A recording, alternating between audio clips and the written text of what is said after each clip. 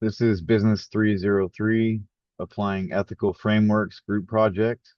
We are Group 25. The company that we chose to do is Nike Incorporated, um, child labor, sweatshops, and underpaid, a human rights violation story.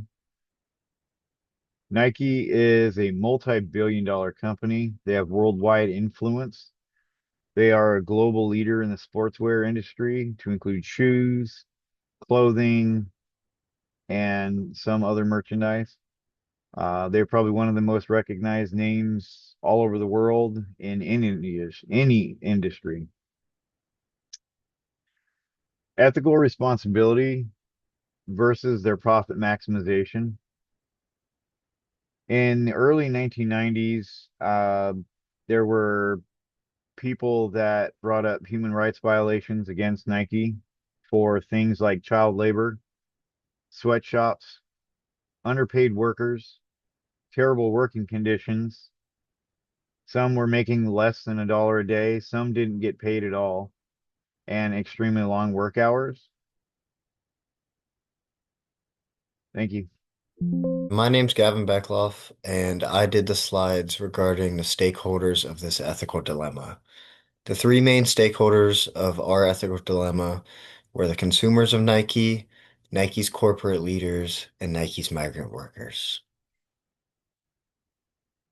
The first stakeholder group were the consumers. The consumers are a huge part of this ethical dilemma because the consumers' continued support of Nike and their business enabled Nike to continue their unethical behavior and treatment of their migrant workers. In the early 2000s, Nike's consumers began to boycott and protest Nike for this unethical behavior, which then turned into Nike being forced to make reforms in their company and change the way they do things in these foreign factories. And then this was mainly due to the consumers. The consumers changed Nike's whole landscape of how they treat their employees and thinking more ethically. And that is all due to the consumers' demands for change. Next is the corporate leadership. Nike's corporate leadership had a multi-layered contracting system, which would make it difficult to trace which factory produces what Nike products. This then created a built-in blind spot, and a built-in blind spot would allow the Nike corporate leaders to benefit from the factories and the employees' low production costs and low wages costs, while the Nike corporate leaders wouldn't have to see firsthand any of the unethical treatment that they are receiving in these factories. And Nike also outsourced labor to third-party factories. So Nike could claim limited responsibility for any accidents that happen there, any unfair treatment, underpaid employees, all of that, they could claim limited responsibility when in reality they knew that this was happening and they took advantage of that. And also in the countries such as Southeastern Asia, I think Bangladesh, a lot of these countries that these factories were in were considered a standard industry practice for them to be treated this way and for multinational companies like Nike to come in, put a factory there, and treat the employees with no ethical or moral respect to them. And the last stakeholder is the migrant workers. These migrant workers face so many challenges in these um, factories, such as excessive, very long hours, unsafe tasks, not being able to negotiate their wages, not being able to prevent, or I mean, to create a union, and the working conditions sometimes being unbearable. Um, and a lot of these migrant workers were young women from Southeastern Asian countries who had to deal with gender norms, poverty, and limited education, which pushed them into these jobs and forced them to accept the low payment and low wages that they received in these factories. These women, these young women had very few alternatives and needed to make money, so they were forced to do this without having any opinion or respect given to them.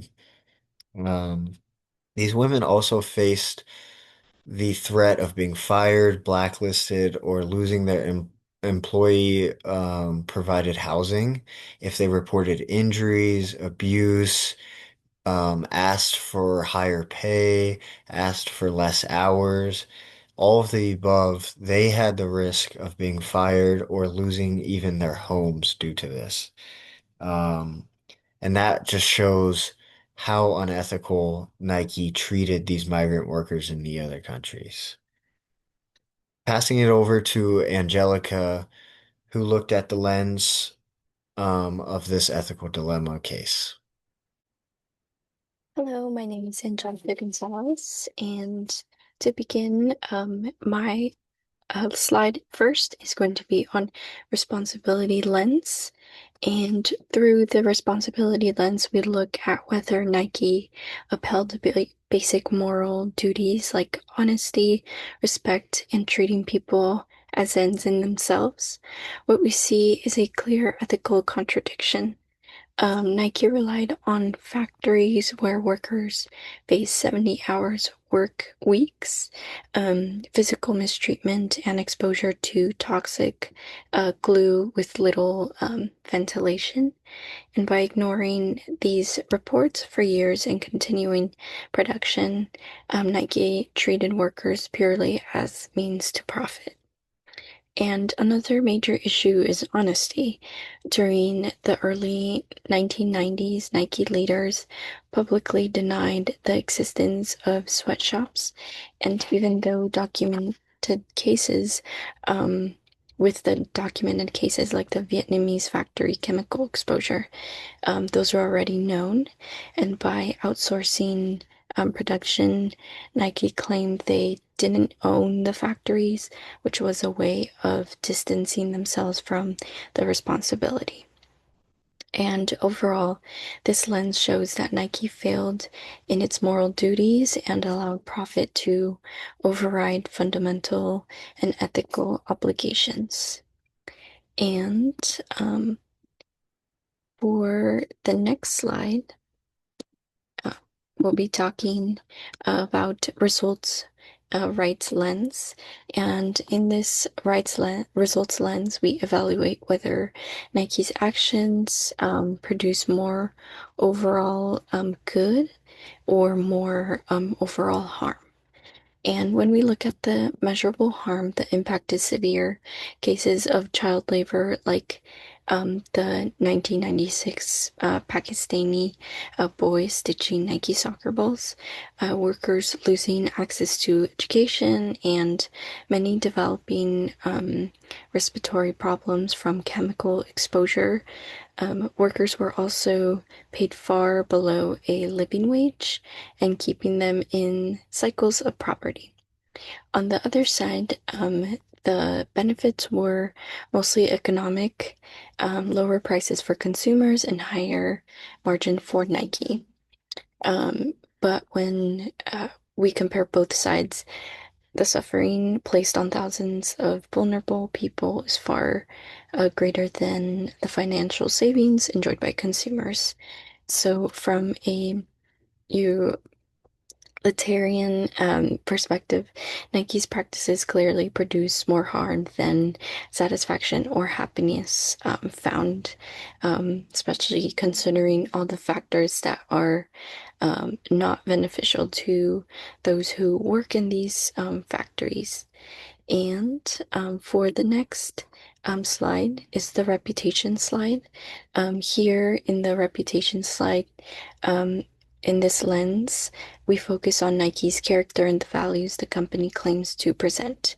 Nike's brand identity emphasizes empowerment, athletic excellence, and pushing human potential, but the labor practices the brand holds, and it is very different from that they allow to happen. The company spent years denying sweatshop conditions, which created a major credibility gap for Nike. The contradiction damaged Nike's reputation because it revealed a lack of integrity. A company cannot promote empowerment on one hand and while benefiting from exploitation and the vulnerable workers on the other. So, however, Nike later began implementing transparency reports, factory audits, and sustainability initiatives in the late 1990s and early 2000s. These changes show an effort to rebuild trust and move towards a more ethical corporate culture. This lens makes it clear that maintaining a positive reputation requires alignment between a company's value and its real-world actions. And lastly, for the reputation or relationship lens, in this relationship lens, we examine the fairness and the power using Rawls' concept of veil of ignorance. The question is, would you agree to Nike's global supply chain system if they did not know whether they'd be a Western consumer or a Bangladesh, child worker, uh, which most people would not, because the system is fundamentally unequal. The benefits, like profits and inexpensive shoes, those go in the position of those in power. Meanwhile, the risk and harms fall on workers who have the least power, the least protection, and no ability to negotiate their conditions. So this shows a major issue of distributed injustice, and the people who gain the most carry the least burden. The people who contribute the most carry the greatest burden, which is through their labor and fundamentally not ethical in this lens. So, this lens highlights that Nike's system was structurally unfair and placed vulnerable workers at a significant disadvantage. Well, today I'm going to be talking about the three preliminary actionable strategies: increase supply chain transparency, use third-party audits and blockchain tracking, ensure all factories meet acceptable labor standards, invest in worker development program, education programs, paid leave, health protections, helps valuable workers gain better long-term opportunities, partner with global labor rights organizations, boost accountability and ethical credibility, shows Nike is committed to being a social responsible manufacturer. On the right, I have a table which is product, price, place, promotion, and a little branding strategy circle on the top right, as you guys can see. And the other slide I will be talking about what will my group focus on is connect all three strategies to the four ethical lenses: responsibility, rights, reputation, and relationship. See how strategy improves Nike's ethical decision making. Analyze how ethical reform supports the trust brand and long-term success. Show how improved labor practices benefit Nike's image and growth. Evaluate evidence of Nike's reforms since 2006. Highlight how ethical changes impact workers, consumers, and global communities. Connect decision making to real human outcomes. As you guys can see on the right, I have a little table from the growth of Nike from 1976 to 2024.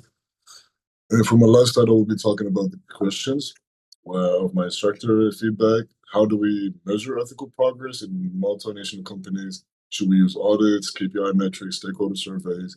Best methods to access stakeholder perceptions, workers, consumers, activists, and communities might evaluate NAC differently. Should we add any ethical frameworks beyond the four lens model? Example, justice theory, corporate social responsibility. Are our proposed strategies realistic and strong enough for the final project? We want to make sure that the level of detail meets the expectations, of course. And that will be it for today. Thank you.